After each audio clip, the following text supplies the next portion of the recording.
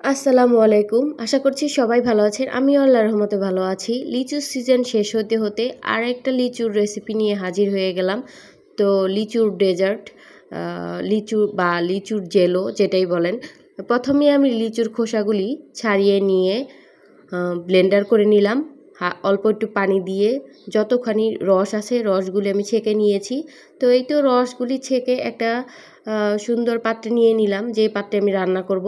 আর add করে দিলাম 1-1.5 cup পরিমাণ চিনি।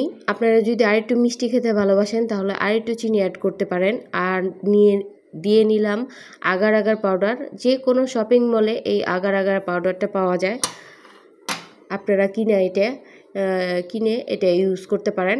তো আমি আগার আগার পাউডার এবং চিনিগুলি একটু মিক্সড করে নিব।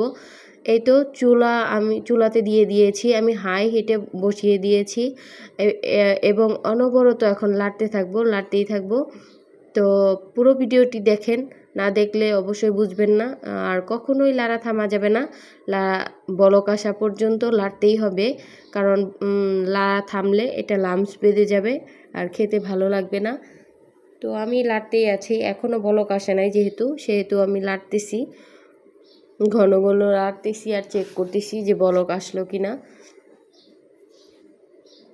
আর এই ফাঁকে আমি 2টা টিফিন বক্স বা 4 কোনা বক্স ধুয়ে রেডি করে নিলাম, কারণ আমি ওই বক্সে ঢেলে দিব, যেহেতু শেপের একটা ব্যাপার আছে।